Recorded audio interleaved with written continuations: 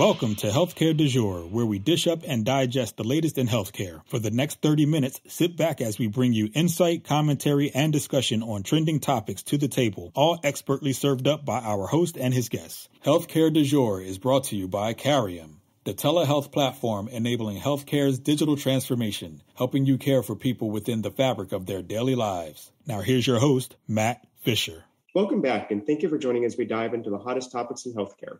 I'm your host, Matt Fisher. On the menu today is Julie Smolich, Senior Vice President, Provider Services at National Marrow Donor Program, also known as Be the Match. So, Julie, welcome to the show. Oh, thank you so much, Matt. I'm always excited to talk about what we do at Be the Match. Yeah, so, Julie, what I always like to do before we get into the main part of the discussion is give my guests a chance to provide more of an introduction in terms of who they are and what they do. So the floor is yours. Fantastic. Well, I have the best job because I get to lead the team that's really responsible for ensuring that patients get access to the life-saving bone marrow or stem cell transplants they need. So what my team does is works directly with transplant centers and also other cell and gene therapy developers to basically get them the cellular products they need for their patients precisely when they need them. So we really orchestrate a large network of apheresis centers, collection centers, donor centers, recruitment groups, transplant centers to bring all of those elements together to ultimately get those life-saving cells to that patient who desperately needs them. No, I think there's a lot to unpack there, but before we get to that, I'm curious, what got you into the healthcare industry in the first place? Yeah, I've taken a slightly different path probably than most. I started my career in financial services, and then I was in education for a very long time, but really always saw healthcare is a path I wanted to go down. And it really started decades ago in my previous role at Capella Education Company, where I had the opportunity to actually develop healthcare programs in partnership with subject matter experts and industry experts, and then offer those programs to working adults online. And so I got to develop programs in nursing and healthcare administration, informatics, public health. And it was through the effort at the time I was a product manager and really dug deep into the industry and the labor market and where healthcare was going and the challenges the healthcare system was facing. It really piqued my interest in many ways because I knew there were big problems to solve in healthcare and access to quality healthcare being highest among them. And so I had kind of started plotting my move into healthcare while I was still at Capella because I really saw that as a place I wanted to go in the future. Another influencer I had was I served on the board of a local nonprofit here in Minneapolis called Headway Emotional Health. And they do incredible work helping connect people in need with access to emotional, behavioral, mental health services. And I really thought, this is meaningful work, mission-driven work, and that's what I wanted to do at the next phase of my career was get into healthcare or nonprofit, and Be the Match came along and is sort of the perfect combination of both. Yeah, no, that sounds like a great kind of pathway to have been able to pursue. So can you kind of tell us more about what the bone marrow and stem cell donation process is, and kind of how does it all start?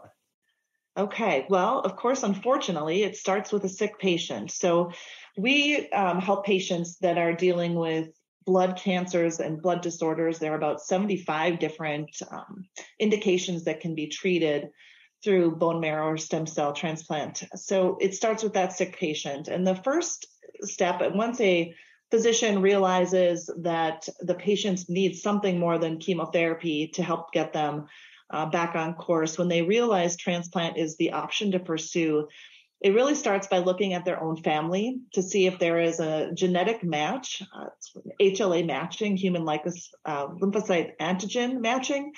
And so HLA matching is really important because you need cells that are, essentially the same as the patient's to ensure engraftment and positive long-term outcomes. So the first step will be to look at any siblings that patient might have. Unfortunately, only about 30% of the time does a patient have a match within their family. And so that's when we get involved because we operate a huge registry, access to millions of potential donors on our registry that are willing to donate on behalf of a sick patient. And so once that process is identified and the need to come to us and get a volunteer donor or cord blood unit, then we work through a variety of processes to help ultimately sync up that patient's prep regimen with a willing donor who's able to donate their cells, get their cells collected, and ultimately then transferred and infused into that patient. So there's many steps along the way, and I'm happy to walk through them further, but it's quite a process, and it's an undertaking that requires, again, these heroic efforts of these volunteer donors who don't know the person they're even donating to. Yeah, kind of as you just stated, there are so many steps that you just identified, and I'm sure that was even with the number of steps you kind of quickly ran through, there's probably many steps under that. So kind of going, I guess, not strictly to the beginning of the process, but to the beginning of the donor process. Yeah. How are potential donors identified, and how do you create the registry that you mentioned? Yeah, that's a great question. So our registry is important in that we are reflective of the composition of the United States, really, right, of the potential patient population. So each year we recruit about 300,000 registry members to our registry. Right now, we have within NMDP, our own registry is about 9 million, but we have access to about 39 million potential donors worldwide. And we do that through a very collaborative international network. So how we identify the donors that we want on our registry is basically targeting young, largely males, and we are trying to increase the genetic composition and diversify the genetic composition of our registry. So really targeting ethnically diverse populations, because right now they are underrepresented on our registry. So, the best thing we can do to get our registry built up and have that ideal composition for patients is to go to college campuses, really like to target HBCUs where we can get more folks of color added to the registry. But it's not just about getting them to the registry. What we found over our history is there was a period of time where quantity was trumping quality of our registry members, right? And unfortunately, when they would get the call to donate on behalf of a patient, sometimes they wouldn't even remember that they signed up. They would have no recollection of when that even happened. And obviously that is devastating for a patient on the other end who thinks they might possibly have a match, but then that donor does not want to proceed. So we've really been focusing the last 5+ years on ensuring that we have a better recruitment and engagement strategy. So when people sign up, they know what they're signing up for. They are passionate about the mission. We keep them engaged throughout. So it's not just a one and done. They don't join the registry and then they don't hear from us for 5 years until potentially there's a match. But how do we keep them engaged and connected to our mission, connected to what it means to be a donor and to help patients, so that they are more likely to be willing and able and available when the time comes that they get the call to help a donor. And what are some examples of the way that you do that engagement? So as you said, keeping folks who have signed up kind of educated and aware that this opportunity will will likely come down the road at some point. Yeah, well, unlike me, because I'm of a certain age, the folks we're recruiting today are active on social media, TikTok, Snapchat, right? So what we're trying to do is engage with them in media that make the most sense for them and where they already are. So our marketing and engagement team does a fabulous job of putting relevant content that speaks to that particular donor or potential donor, right? So really featuring stories about patients or donors that maybe are in their same geographic area or from their same ethnic group, really trying to help build that community with them so that they can see themselves and they can connect in a deeper level. So we do a lot via social media, of course, newsletters, emails, texts. We do all of those types of things to try to keep our mission front and center with them. And then we do have a number of account teams around the country who are more active and present in certain geographical areas. And they oftentimes will do different donor drives and activities or fun runs and things like that, where we will invite people that are on the registry to come and get engaged with us in those ways and, meet with us in person and participate in things that are also driving our mission forward.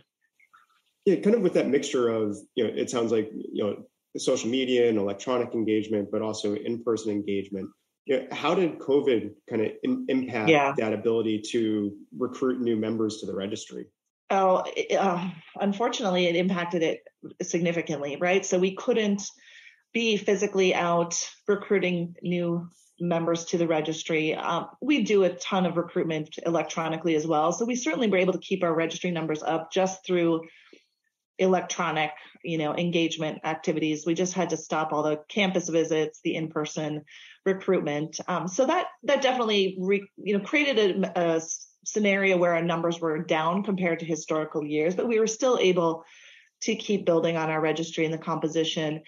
So we did try to do more within our, social media and other campaigns to really find more influencers, again, people that are going to help us deliver that mission to these different target potential donor populations in ways that were meaningful to them, even though they weren't in person. So we really tried to amp up the connectedness we had with those communities in different ways. We are back now to doing more in-person recruitment events, and that has been just outstanding to see the engagement on campus and the excitement for what we're doing. Always is meaningful to our teams that are doing that work because they get a lot of engagement and pleasure out of that as well. So it's been fun to be able to be back on campus. Yeah, no, kind of that in-person interaction is something that can't be overstated of how important it can be. You can establish only so much when it's all virtual, but it's always helpful to take that next step. Right. We're thrilled to be back on campus. So kind of now that we've it sounds like covered a lot of the initial recruitment stage, what's the next step after that recruitment? Yeah. So then essentially what happens, right, is we have one of those, a sick patient, right? Somebody that's got a blood cancer or other blood disorder. And the physician that's treating them has determined transplant is a good option for them. What will happen after they've ruled out a match within their family, they will essentially do a search with us. We have a proprietary technology system called Match Source. And what a transplant center can do is enter the information about the patient into our system, including through their HLA and genetic makeup and all sorts of other factors. And we have an algorithm that runs that will essentially show them all of the potential matches that exist on the registry, as well as cord blood units. So we have, a vast array of sources that we can select from, our patients can have access to. So that sort of kicks off the process. And once a provider sees the potential options for the patient, they weigh the factors about each of the potential donors. And then they ultimately make a decision that they want to, in fact, place an order, essentially, for a particular donor or cord blood unit. And we'll just stick with donors for this scenario. So that triggers a lot of activity on our end, right? So we will then start making outreach and contact to that registry member to say, hey, there is a patient out there who needs you. This is what we know about that patient. This is what we know about the disease they're, battling right now.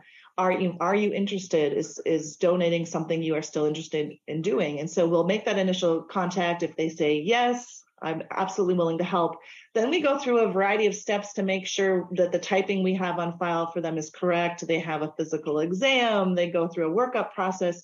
So they go through a number of steps to make sure, one, they're physically capable of doing it. They're mentally capable of doing it. And ultimately that they have the time available to do it. So we'll work with them through that whole process. And then the transplant center has to also make a choice on the type of product. So when a donor is donating, there are two options. They can donate actual bone marrow, sort of from their pelvic or hip bone, or they can do what we call peripheral blood stem cell donation, or PBSC. And it's essentially kind of like giving blood on steroids.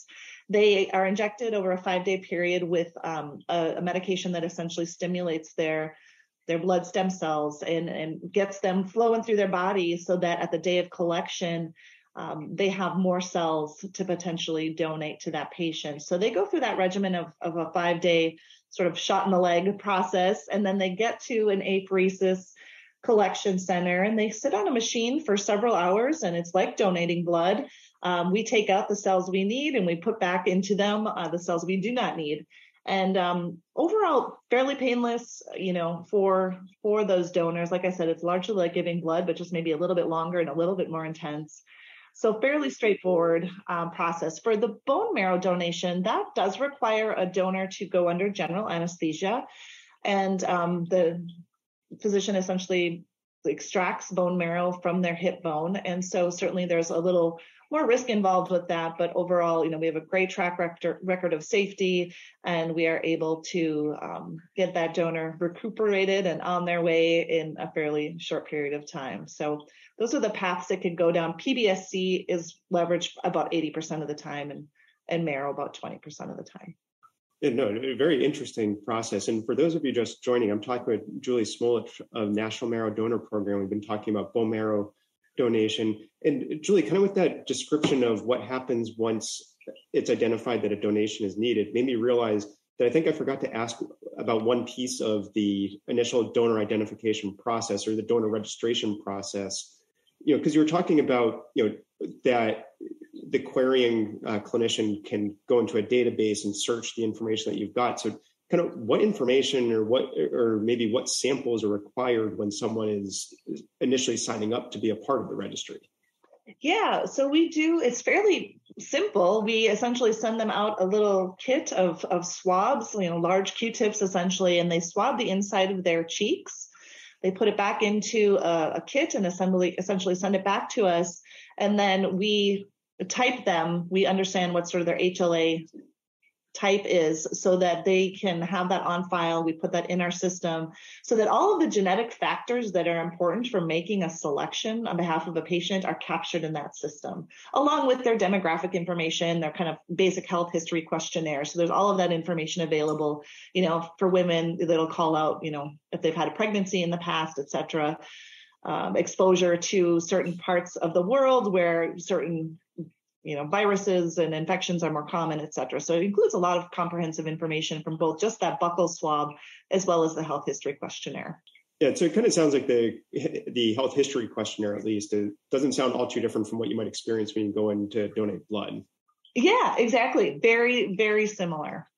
Yeah, and kind of then your also description a little bit ago about the kind of blood stem cell donation option. That helps explain, one of the available options that I've seen popping up more when I'm looking at blood drives, which is, it says it'll take a few hours, and I think it said was it apheresis? I think apheresis center, absolutely, yeah. Yeah. So, so now I think hopefully that helps people who have maybe seen that if they're active in the donation world. Yeah, it's pretty fascinating. And I would also say certainly go check out our website, bethematch.org. And they have great resources for folks if they're interested in becoming a member of our registry and what donation looks like, whether it's PBSC or marrow. And it describes all of that in the right amount of detail. That's not overwhelming to those that maybe don't have a scientific or clinical background like myself. It really explains it in layman's terms, which is great. So when someone's identified to actually donate, do you need to be in the same geographic region, or could you potentially find a donor anywhere? And, if it can be anywhere, do they donate where they are? Or do they have to travel? Great question. About 50% of what we do involves an international component. In fact, I've gotten myself typed. I'm on the registry, and I found out if I were to get sick, my best match is in Poland. So it really is an international network that we are a part of. And so what it involves is, so the registry will include all sources, both domestically that we have on our registry, as well as those around the globe in countries that do the same thing that we're doing. And so, if the best match is a woman in Poland, then what will happen is my team will work with the registry in Poland. They will make outreach to that donor on our behalf, obviously in their native language and according to their customs, and they will gauge, just like we would do, their interest in donating for a patient in the U.S. And ultimately, they make the choice to donate or not, and then we will have them collected within their country. And then we have an amazing set of logistics and courier experts who ultimately will hand deliver the product. So we'll go to Poland. A courier will be there waiting for that product, whether it's bone marrow or apheresis, PBSC, and they will get on a plane, carry those life-saving cells back to the U.S. and deliver them to the transplant center where they're needed for the patient. So it's really unique, I would say, infrastructure and supply chain and logistics capability that we have, especially when you're talking about human cells. So it's pretty fascinating, all that we're able to do in a very short period of time. We can turn cells around anywhere in the world within 48 hours. So it's really impressive. Yeah, no, that is very astounding. It's, I guess, is there a time limitation from when it's collected to when it's viable for use? Yeah, exactly. And that's why we really stick to that 48-hour period. Anything after that, I think that there is a degradation in cells that kind of goes down commensurately with the amount of time that has lapsed. So we really do stick. Oftentimes it's much less than 48 hours, but that's sort of the upper limit that we have. And even during COVID, we were miraculously able to maintain that, with the exception of maybe a month or two period of time where the median went up to 53 hours, but still within the realm of reasonableness for the patients to be transplanted. Yeah, so once the donation is received, kind of what happens at that point? Yeah, so what has happened prior to that actually is the patient has gone through a conditioning regimen. So, and I'm going to just put it out in the universe. I am not a physician or clinician, but I'll describe to you what does happen in my very basic understanding. But essentially the provider, the physician, is going to eradicate their diseased blood and immune system and will replace them with healthy donor cells. So they go through a period of conditioning where there's maybe chemotherapy, radiation, and other drugs that are involved. And that will essentially kill off the diseased cells. So those patients are left without an immune system. And then that's where we come in. And that's why, we supply those cells from a living volunteer donor or that banked cord blood unit. And it really is like a trapeze act coming together, if you can imagine, because we're talking about a very time-sensitive situation. The patient is going through this very rigorous process to get their immune system down to zero, while at the same time we're working with that donor to get them through their processes to make sure they can donate and ensure they're in good health to do so. And then we also have to match it up with an apheresis or marrow collection center that has availability at any given time, right? So we really have to bring all these elements together in just the precise moment that those cells are needed for that patient to start the infusion. Excuse me. So when that happens, the cells are collected, we get them to the transplant center for the patient who is now ready to receive them. Essentially, they'll arrive and they'll be sitting in like an IV bag, and it's a very anticlimactic process, but they sit there and essentially those new cells are infused into their systems. And then from there, the process is just gauging engraftment over a period of 90 days or so to see how the cells have engrafted, how that patient, is starting to generate their own new cells from that volunteer donor.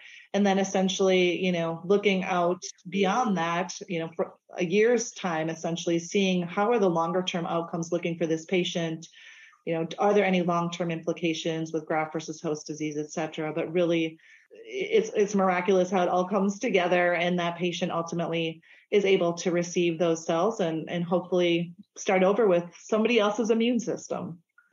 And kind of think about that entire process. Is it just a one-time donation, or is there the potential to have to go back to the donor to collect more material, depending on how that kind of transplant progresses? Yeah. So yes, we do oftentimes go back to donors if unfortunately a patient relapses.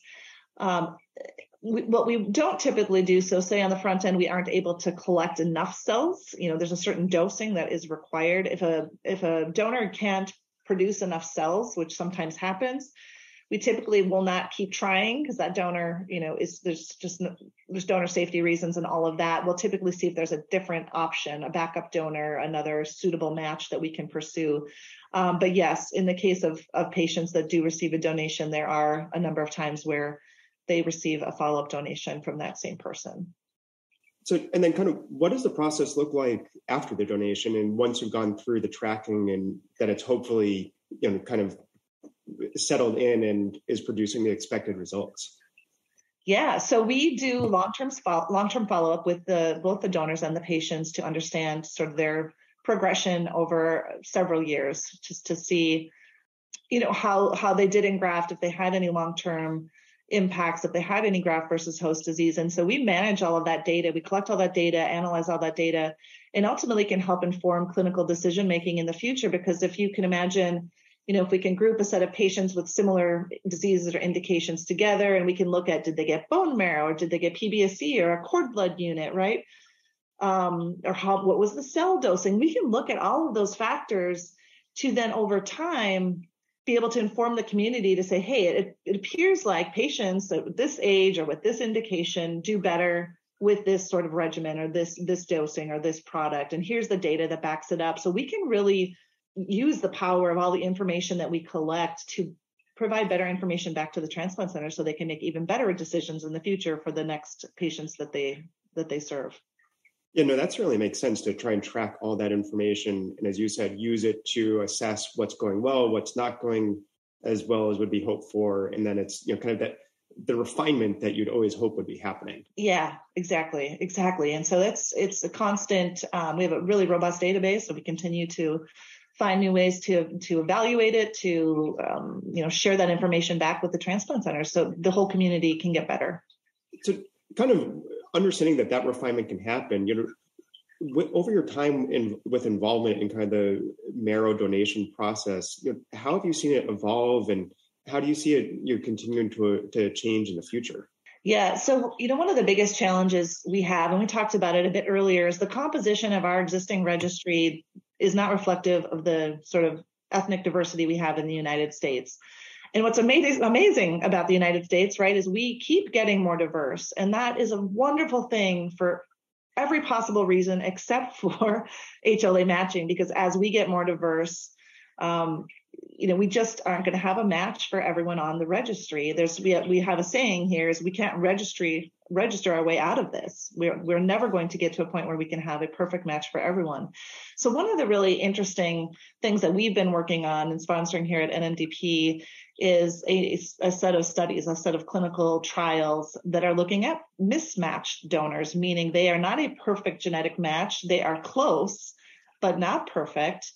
And we are basically we're calling it an HLA mismatched unrelated trial, and it uses post-transplant cyclophosphamide. So that's just a regimen that we add into the transplant, essentially, that reduces the severity of long-term graft versus host disease, et cetera, and it allows for better engraftment. So we have that trial happening right now, and what that is going to allow us to do is serve more patients of all backgrounds. Caucasians today have a greater than 79% chance of finding a match on a registry, and it's less than 30% for folks who are of African-American descent. So that is not okay. And so what this study does is actually increases the odds of somebody finding a match, a treatment option, immensely. So it's really exciting. I mean, this for our organization right now, this is one of the most exciting things we have going. Our transplant center partners are really excited about it. They see the potential to serve more patients, and we can, hopefully take a big chunk out of the huge disparity that we see in this industry right now. This is one of the biggest health disparities that exists, and we are trying to do everything we can to eliminate or at least significantly reduce that. No, that sounds like fantastic work, and kind of as you said, it's identifying, a gap that hasn't been able to be filled yet, and trying to come up with a way to go around it. Yeah. And, really provide the help that's needed. So, I think that's a great hopeful message, because believe it or not, we are already out of time. I want to thank my guest, Julie Smolich, for a great conversation today. Thank you, Matt. And thank you to everyone listening. Keep the dialogue going and connect with me at #HCDEJURE. I'm Matt Fisher. Until next time.